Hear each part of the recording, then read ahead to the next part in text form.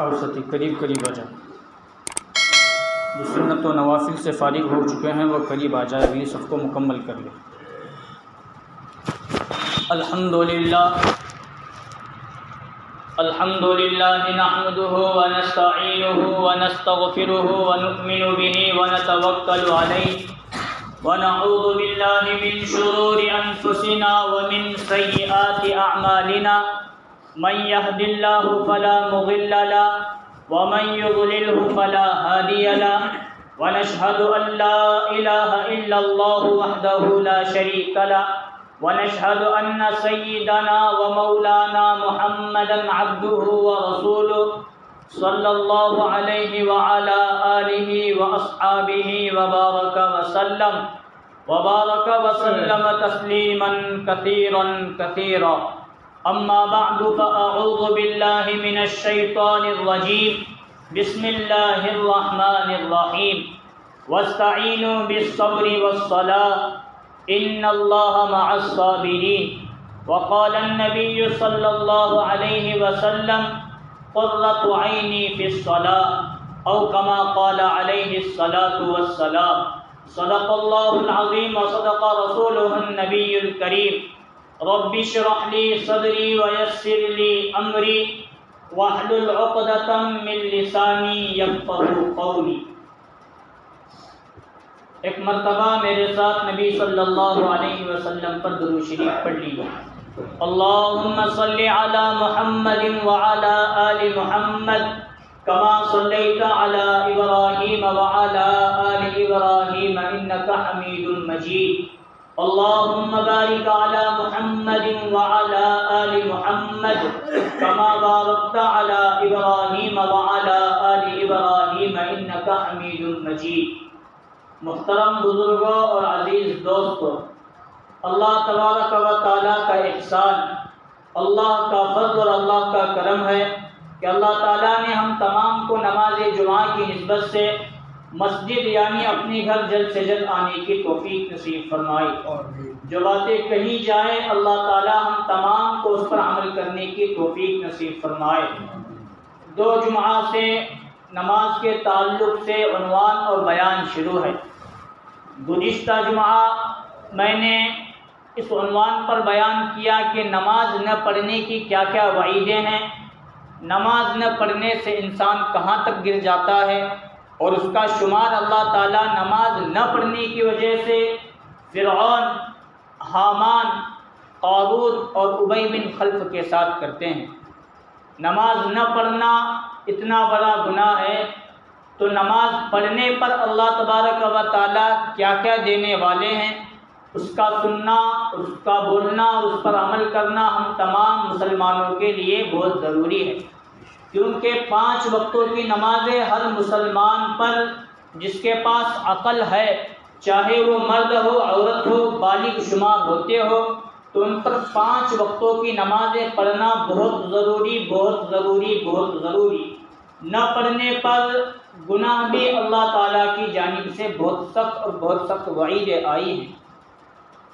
نماز پڑھنا ہر مومن بندے پر، ہر مسلم بندے پر، چاہے مرد ہو عورت ہو، ضروری اور فرض قرار دیا گیا ہے۔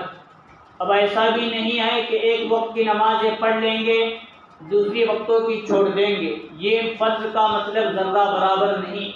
فرض کا مطلب یہ ہے کہ 5 نمازیں ہر مسلمان پر پڑھنا بہت ضروری اور بہت ضروری ہے۔ اب اس کا مطلب یہ بھی نہیں فرض کا کہ رمضان آیا تو مسجدیں فل ہو گئی اور رمضان جانے پر ہم تمام مسلمانوں پر نماز معاف، اس کا یہ بھی مطلب نہیں ہے۔ دن ہو رات ہو، کوئی موسم کیوں نہ ہو، رمضان کا مہینہ ہو، بقرعید کا مہینہ کیوں نہ ہو، کوئی بھی مہینہ ہو، ہر مہینے میں ہر دن 5 نمازیں مسلمانوں پر فرض ہیں۔ جب نمازیں رسول اللہ صلی اللہ علیہ وسلم کے واسطے سے پوری امت پر فرض قرار دی گئی تو صحابہ کرام کے درمیان نبی صلی اللہ علیہ وسلم نے پیش کیا کہ نمازیں 5 وقتوں کی فرض ہیں۔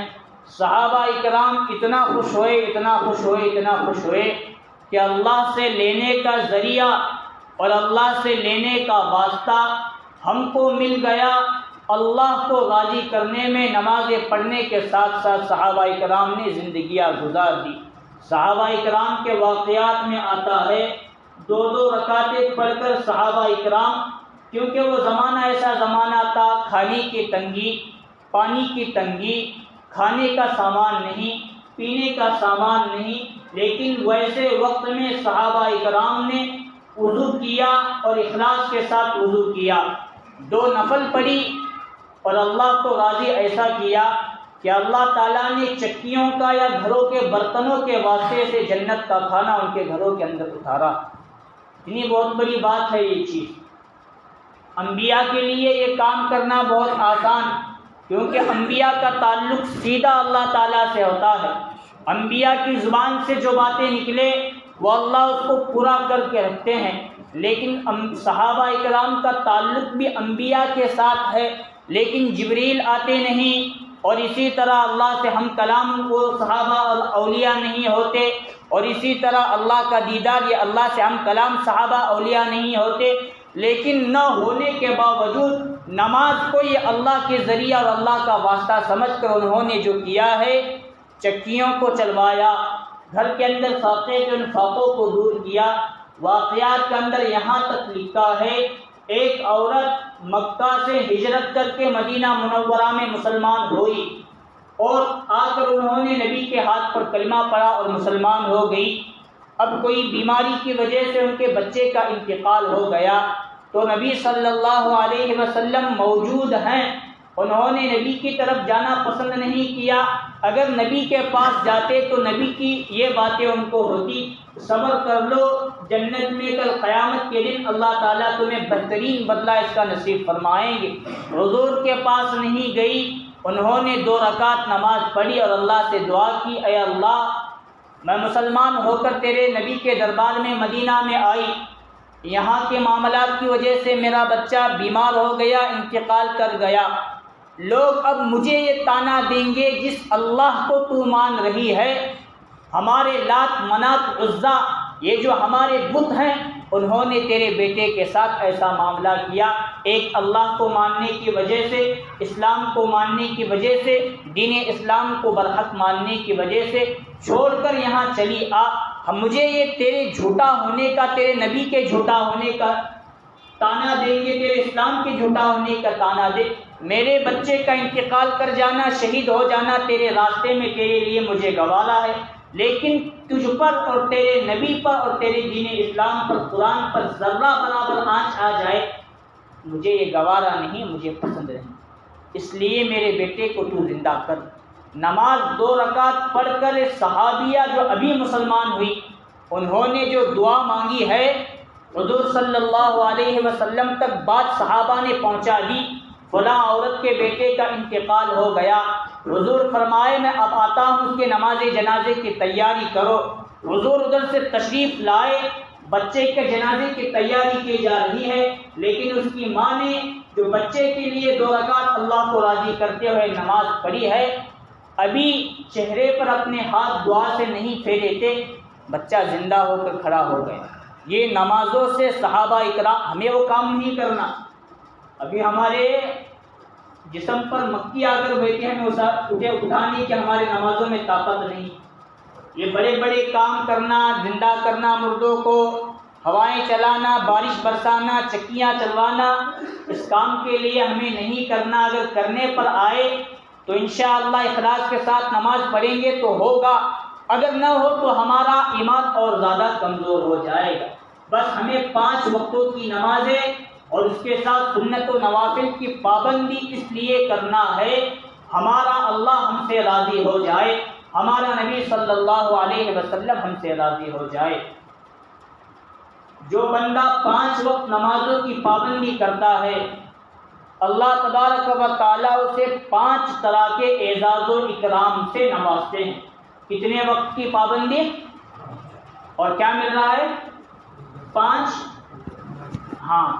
طرح کا انعام، 5 تحفے اور 5 انعام یہ اللہ کی طرف سے دے رہے ہیں۔ پہلا، ہم دنیا میں دیکھ رہے ہیں ہر شخص روزی اور کھانے پینے کے تعلق سے بڑا پریشان ہے. کبھی ادھر منہ مارنا، کبھی ادھر منہ مارنا. صبح ہو گئی تو اسی چکر میں رہنا، جا کر کماؤں کیسے. رات ہوئی تو صبح ہونے کے انتظار میں صبح اٹھ کر کام جاؤں کیسے. بس روزی کے پیچھے انسان لگا ہوا ہے اور کھپا ہوا ہے. لیکن روزی جس طرح اسے ملنا چاہیے گھر بیٹھے ہوئے اطمینان کے ساتھ عزت دار روزی، وہ آج مومنوں کو ملنے کے لیے تیار نہیں، کیونکہ ہم نہیں کر رہے. حضور فرماتے ہیں جو بندہ 5 وقتوں کی نماز پابندی کے ساتھ ادا کرتا ہے، اللہ 5 طرح اسے انعام دیتے ہیں. پہلا انعام یہ دیتے ہیں کہ روزی کا مسئلہ، روزی کی تنگی کا مسئلہ اس پر سے ہٹا دیتے ہیں. بہت آسان، 5 وقتوں کی نمازیں پڑھو اور اللہ روزی کے دروازے ایسے بندوں کے لیے کھول رہے ہیں. لیکن مسلمان آج کا اس کو سمجھنے کے لیے تیار نہیں. وہ سمجھتا ہے میں نمازیں پڑھا 5 وقت تو دن میں 1.5-2 گھنٹے جانے والے، 1.5-2 گھنٹے میں کمایا کام کریا تو 2 چند پیسے تو آئیں گے. ہے چچا، یہ ہم مسلمانوں کی ذہنیت بنی. حالانکہ دین کے لیے اور اللہ کے راستے کے لیے اپنا وقت، اپنی جان، اپنا مال لگانے کے لیے ہم تیار نہیں. اور اللہ فرماتے ہیں میرے بندے تو 5 وقت نماز کو پڑھ، میں تیرے لیے رزق کے دروازے کھول دوں گا، تیری رزق کی تنگی کے مسائل اس پر حل کر دوں گا. دوسرا مسئلہ اللہ تبارک و تعالی قبر کا حل فرما دیتے ہیں نماز پڑھنے کی وجہ سے.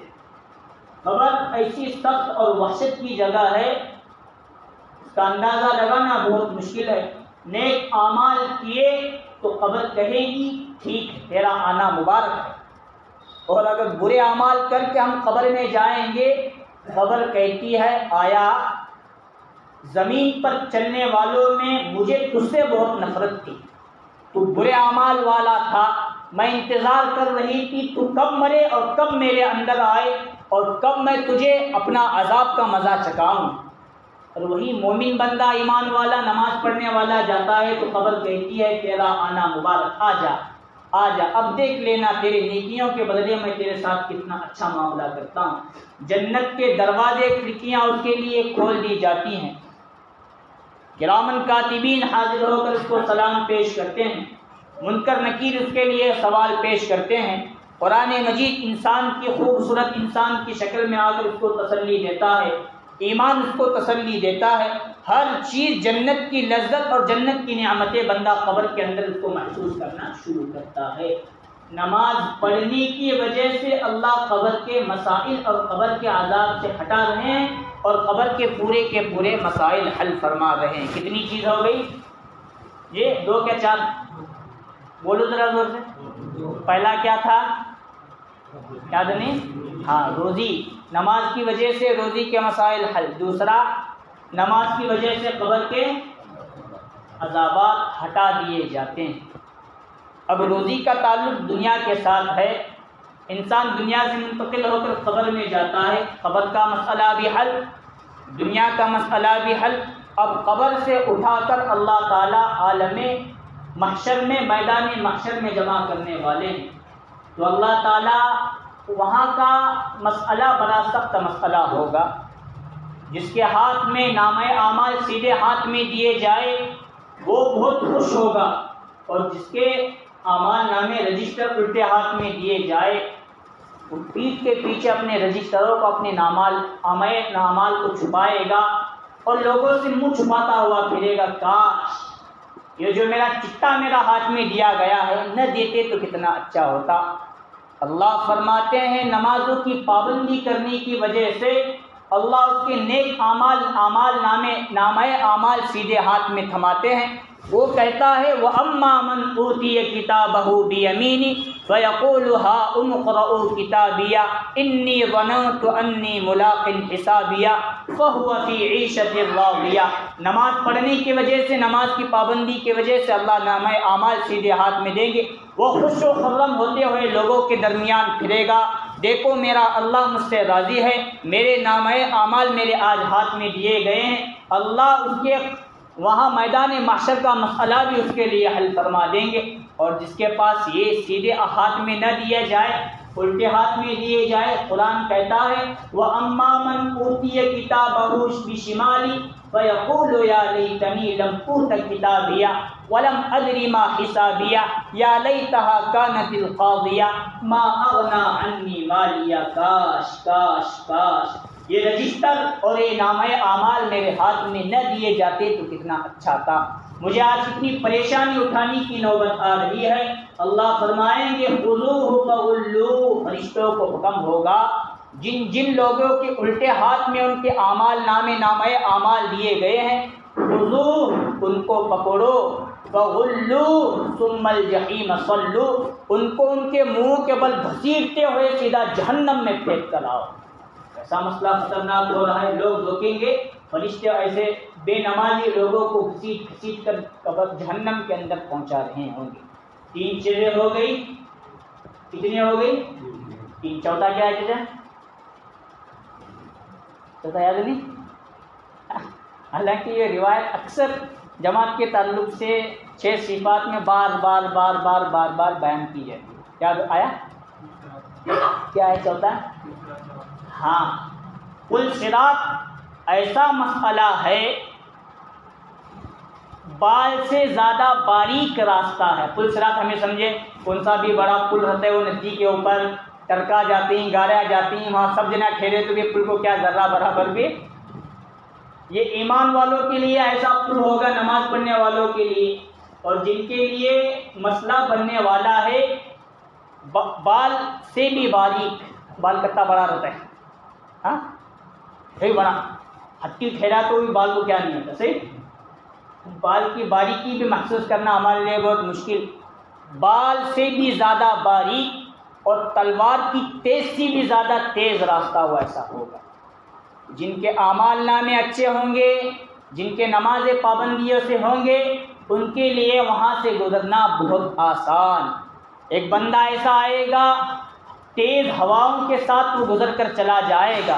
حضور فرماتے ہیں اس کے بعد ایک ایسا بندہ آئے گا اور اس کے لیے پل صراط تھوڑا اور نرم ہو جائے گا، وہ بھی آرام اطمینان کے ساتھ تیز رفتاری کے ساتھ گزرتا چلا جائے گا. آخر کار ایسی بھی بندے آئیں گے پل صراط کے دائیں اور بائیں کھوٹے لگے ہوئے ہیں، وہ ان کو پکڑتے سنبھلتے پار ہو جائیں گے. اور کچھ لوگ ایسے بھی آئیں گے سرین کے بل گھسیٹتے ہوئے پکڑتے چلے جائیں گے، لیکن ان کے پاس نہ ایمان، نہ نماز، نہ کوئی اور مسائل، نہ کوئی اعمال. آخر کار اس کے نیچے جہنم ہے، وہ وہیں سے گر کر جہنم کے اندر پہنچ جائیں گے.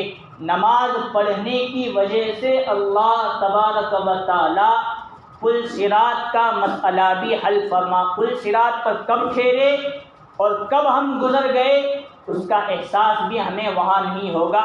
ویسا مسئلہ اللہ تبارک و تعالی حل فرما دیں گے. پل صراط کا بھی ہوا تو 5واں کیا باقی رہا؟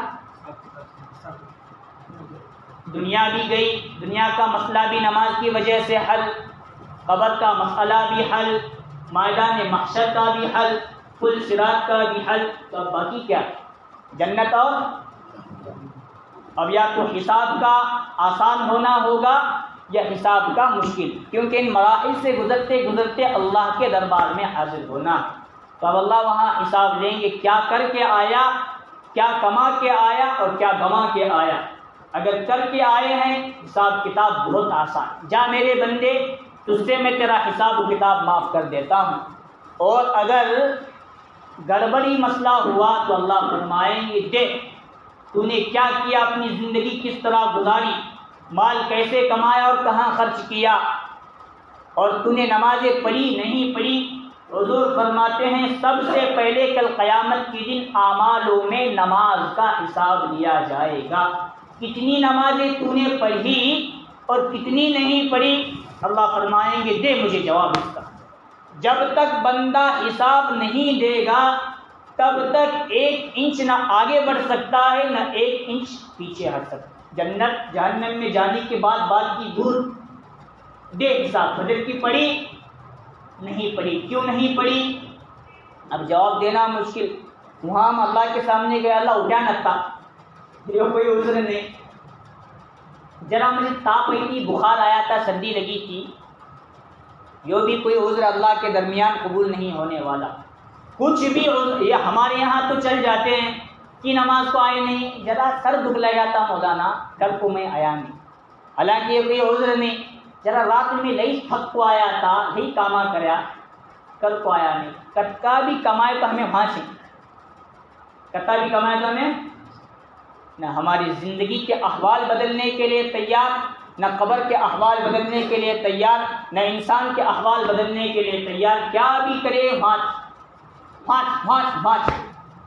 نہ زندگی میں ہم سدھر رہے، نہ آخرت میں ہم ان اعمالوں کی وجہ سے سدھر رہے ہیں۔ انسان کو نماز کام دیتی ہے۔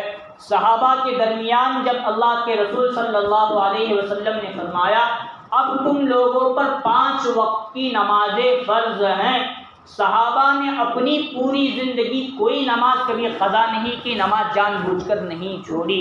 صحابہ کے حالات تو یہاں تک ہیں، جنگوں میں ہوتے، رمضان میں ہوتے یا کسی اور موقع پر ہوتے، فرائض تو فرائض، سنت اور نوافل کا اہتمام فرمایا کرتے، اور اگر وہ ویسے ہی بیٹھے ہیں، کوئی کام ان کے پاس نہیں، تو اپنا وہ وقت بھی نماز کے اندر صحابہ اکرام گزار دیا کرتے تھے۔ ایک موقع پر نبی صلی اللہ علیہ وسلم ایک جنگ سے تشریف لا رہے، ایک غزوے سے تشریف لا رہے تھے، تو رات میں چلتے آدھی رات ایسے مقام پر حضور کا ٹھہرنا ہوا کہ مدینہ قریب تھوڑی دور تھا، لیکن رات بھر چلے تو صبح صادق کو جا پہنچیں گے، لیکن جنگ کرنے کی وجہ سے، چلنے کی وجہ سے صحابہ تھک گئے تھے۔ صحابہ کی تھکاوٹ کو محسوس کرتے ہوئے حضور نے فرمایا صبح اٹھ کر ہم مدینہ منورہ تشریف لے جائیں گے، اب یہاں آرام فرما لیتے ہیں، آرام کر کے نکل جاتے ہیں تاکہ ہمارے جو گھوڑے تھکے ہیں، ہم جو تھکے ہوئے ہیں، ہماری تھکاوٹ نیند کی وجہ سے ختم ہو گئی۔ لیکن حضور نے یہ بھی محسوس کیا جس پہاڑی کے درمیان، جس پہاڑ کے تہ میں ہم رکے ہوئے ہیں، وہاں سے دشمنوں کا آنے کا اندیشہ ہے، حملہ کرنے کا خطرہ ہو سکتا ہے۔ 2 صحابہ کی نگرانیاں حضور نے مقرر فرمائی۔ حضور نے صحابہ سے فرمایا ان پورے مجمعے میں سے، پورے لشکر میں سے 2 ایسے صحابہ تیار رہو، رات بھر پہاڑ کے دامن میں اور پہاڑ کی چوٹی پر کھڑے رہ کر ہم تمام لشکر، ہم تمام لوگوں کی نگرانی وہ کرے، ہم کو بھی دیکھے دشمن آتا ہے نہیں آتا ہے، نگرانی کرتے رہے۔ ایک انصاری صحابی حضرت ایک مہاجر صحابی حضرت عمار بن یاسر کھڑے ہوئے، اے اللہ کے رسول میں یہ نگرانی، یہ کام میرے سپرد کیجئے، کرنے کے لیے تیار ہوں۔ دوسرے انصاری صحابی حضرت عباد بن بشر وہ بھی کھڑے رہے، ہم 2 یہ کام کرنے کے لیے تیار ہیں۔ حضور نے فرمایا ٹھیک ہے، جاؤ پہاڑ کی دامن میں اور پہاڑ کی چوٹیوں پر کھڑے رہو اور دیکھو دشمن کو، دیکھو آتا ہے نہیں آتا، اگر آنے کا اندیشہ ہو تو ہمیں جگانا، پھر ان سے ہم جنگ لڑیں گے، جہاد کریں گے۔ دونوں صحابہ گئے۔ اب انصاری صحابی نے فرمایا اگر ہم دونوں اسی طرح جاگتے رہے اور رات کے آخری حصے میں اچانک ہماری آنکھیں بند ہو گئی، نیند لگ گئی، تو لشکر کا کیا ہوگا؟ دشمن آئے گا، اچانک حملہ کر لے گا۔ ابھی آپ سو جاؤ، میں نگرانی کرتا ہوں، تھوڑی دیر کے بعد آپ کو میں جگاتا ہوں، میں سو جاؤں، آپ نگرانی کرنا، جیسا ہمیں حضور نے فرمایا۔ ایک صحابی سو گئے، ایک صحابی جاگنے لگے۔ وہ جاگنے والے صحابی نے محسوس کیا یہ صحابی بھی سو گئے، حضور بھی آرام فرما رہے ہیں، صحابی بھی آرام فرما رہے ہیں، میں کھڑے کھڑے کروں تو کیا کروں، چلو 2 رکعت نماز پڑھ لیتا ہوں۔